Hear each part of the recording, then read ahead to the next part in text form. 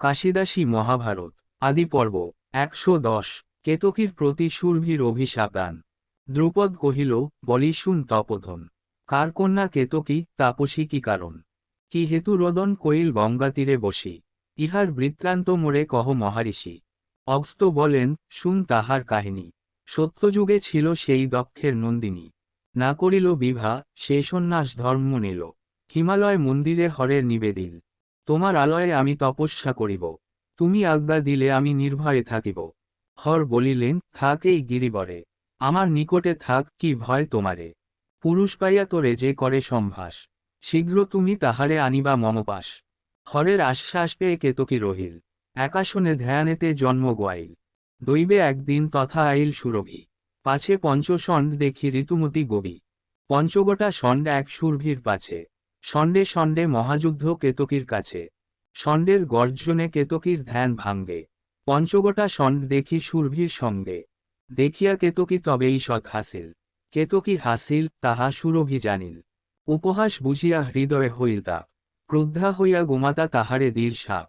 নাহি কিহাতে লজ্জা, গরু জাতি আমি। নর্জনী হয়ে তোর হবে পঞ্চস্বামী। পুনঃ পুনঃ জন্ম তোর হইবে নর্জনী। দুই জন্ম বৃথা তোর যাবে বিরোহিণী। তৃতীয় জন্মেতে হবে স্বামী পঞ্চজন। পাইবে লক্ষ্মীর অঙ্গ হইবে বিমোচন। একজন অংশে তার হইবে পঞ্চজন। ভেদাভেদ নহিবে, সবে এক মন। কেতকী পুছিল তারে করি জোরহাত। অল্পদোষে এত বড় সাপিলা নির্ঘাত। কতকালে হবে মোর সাপ বিমোচন। এক অংশে কাহারা হইবে পঞ্চজন। সাপ দিলা, তবে আমি ভুঞ্জিবারে চাই। ইহার তদন্ত মোরে কহ শুনিকাই। সুরভি বলিল, শুন তাহার কারণ। একা ইন্দ্র অংশেতে হইল পঞ্চজন। বৃত্রাসুর নাম তোষ্টা মুনির নন্দন। পরাক্রমে জিনিলেক সকল ভুবন। সুররাজ রণে যবে তারে সংহারিল। শুনি তোষ্টা মুনি ক্রোধে আগুন হইল। আজি সংহারি বিন্দ্রে, দেখ সর্বজন। নহে মোর তপব্রত সব অকারণ। ব্রহ্মবধি বিশ্বাসঘাতকী দুরাচার। কি মতে বহিছে ধর্ম এ পাপীর ভার। ত্রিশিরস পুত্র মোর তপেতে আছিল। অনাহারী মৌনব্রতী কারে না হিংসিল। হেন পুত্রে মোরে মোর দুষ্ট দুরাচার। বিশ্বাস করিয়া বৃত্রে করিল সংহার। আজি দৃষ্টিমাত্রে ভস্ম করিব তাহারে। এত বলি মুনিবর ধায় ক্রোধ ভরে। দুই পাটি দন্ত ঘন করে করম্র। সুরাসুর দেখিয়া পলায় উভ্রর। বায়ু বলিলেন, ইন্দ্র নিশ্চিন্তে আছ। ক্রোধান্বিত তোষ্টামুনি আইসে দেখ। করে করে কোচালে, উরুতে মারে চর। ক্ষিতি কাপে চলিতে চরণ তর্বর। দীঘল জটিল দাড়ি করে নরবর। শোভনে গর্জয়ে যেন ঘন গড়গড়। নাসার নিঃশ্বাস যেন প্রলয়ের ঝড়। নেত্রানলে পড়ে বন শুনি চরচর। ঘন ঘন জহিবা ধরি দিতেছে কামড়। বুঝে ঠ্যাকি ভাঙ্গে বৃক্ষ শুনি মর্মর। মম বাক্যে সুরপতি বাহনে নাচর। আগু হইয়া অর্ধপথে পায়ে গিয়া পর। দুই হাত বান্ধি তার চরণেতে পড়। গলায় কুঠারি বান্ধি দন্তে লহখর। নতুবা পলাও শীঘ্র, আইল নিয়র। রহিলে নাহিক রক্ষা, কহিলাম দর। শুনি ইন্দ্র ভয় আত্মা করে ধরফর।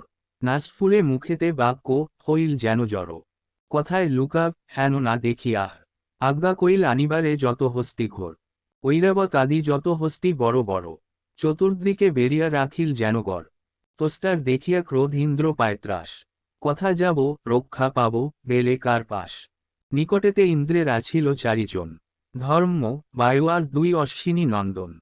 চারিজনে চারি অংশ কইল সমর্পণ। অপর আত্মায় দিল নিজ দেহে স্থান। পঞ্চঠাই পঞ্চ আত্মা কইল পুরন্দর। এক আত্মা ধরিয়া রহিল কলেবর। আর চারি আত্মা সমর্পিল চারি ঠাই। ধর্ম বায়ু অশ্বিনী কুমার দুই ভাই। হেনকালে উপনীত তোষ্টা মহারিষি। দৃষ্টিমাত্রে পুরন্দরে কইল ভস্মরাশি। ইন্দ্রে ভস্ম বসিল ইন্দ্রাসনে। আমি ইন্দ্র বলিয়া ঘোষিল দেবগণে। কেতকীর প্রতি তবে সুরভি বলিল, হেনমতে ইন্দ্র তবে পঞ্চঠাই হইল। সেই পঞ্চ অংশ হইতে হইবে পঞ্চজন। তুমি তার ভার্যা হইবে, না যায় খণ্ডন। কেতকী বলিল, কহ শুনি গো জননী। কিনতে পাইল প্রাণ পুনঃ বজ্রপানি।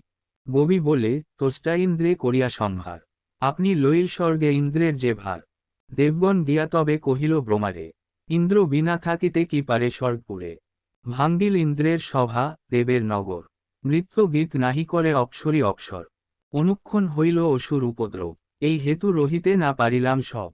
এত শুনি ব্রহ্মা পাঠাইল নারদেরে। নারদ কহিল সব তোষ্টার গোচরে। ইন্দ্রত্ব লইয়া মুনি কর ইন্দ্রকার্য। ইন্দ্র বিনা উপদ্রব হইল সর্বরাজ্য। মুনি বলে, ইন্দ্রত্বে কি মম প্রয়োজন? জপ তপ ব্রতে মন যায় অনুক্ষণ। যাহার ইন্দ্রত্বে ইচ্ছা, লোক এখন। তোস্তারে কথা শুনি বলে তপোধন। ইন্দ্রের সৃজিল ধাতা সৃষ্টির কারণ। বিনা ইন্দ্র ইন্দ্রত্ব করিবে কোনজন? আপনি ইন্দ্রত্ব যদি না করিবা মুনি, ক্রোধতত্ত্ব জিয়াইয়া দেহ বজ্রপানি। বিধাতার সৃষ্টি রাখো আমার বচন। শুনিয়া স্বীকার করিলেন তপোধন। ইন্দ্র ভস্ম যে ছিল অগ্রেতে আনি দিল। শান্ত দৃষ্টে চাহিতস্তা তারে জিয়াইল। হেনমতে দেবরাজ পুনঃ পায় প্রাণ। তোমারে কহিলামে কথন পুরাণ। এত বলি সুরভি গেলেন নিজ স্থান। চিন্তিয়া কেতকী চিত্তে করিতেছে ধ্যান। গঙ্গা তীরে বসি কান্দে পড়ে অশ্রুজল। তাহে জন্ম হয় দিব্য কনক কমল। এতেক বলিতে স্বর্গে দুন্দুভি বাজেল। আকাশে থাকিয়া ডাকি দেবতা কহিল, অস্ত কহেন যাহা কিছু নহে আনো। পঞ্চপাণ্ডবের হেতু কৃষ্ণার নির্মাণ। শীঘ্র কর শুভকর্ম সুরপতি ডাকে। এত বলি পুষ্পবৃষ্টি করে ঝাঁকঝাঁকেও। ইন্দ্র পাঠাইয়া দিল দিব্য আভরণ। ক্যায়ুর কুণ্ডল হার বলয় কঙ্কন। অম্লা নম্বর পারিজাত পুষ্পরাজ। চিত্ররথ সহ দিল অঙ্গনা সমাজ। হেনকালে আইলেন রামনারায়ণ। দ্বারকা নিবাসী যত স্ত্রী পুরুষগণ। বিবাহ মঙ্গল দ্রব্য বসুদেব লইয়া। স্ত্রীগণ লইয়া এল গরুরে চড়িয়া। আইল দেবকী দেবী রোহিণী রেবতী। রুক্মিণী কালিন্দী সত্যভামা জাম্বতী। নগ্নজেতা মিত্রবৃন্দা ভদ্রা সুলক্ষণা। আর যত যদুনারী কে করে গণনা। নানারত্ন আনিল ভূষণ অলঙ্কার। 10 কোটি অশ্ব, 10 কোটি রথার। 10 কোটি মাতঙ্গ বৃষভ অগণন। উৎকর শোকটে পূর্ণিত করি ধন।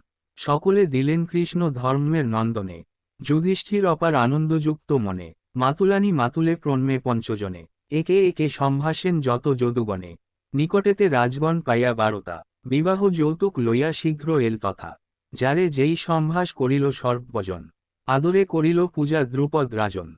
মহাভারতের কথা অপ্রমিত সুধা। সতত সুনহ নর ভারতের কথা।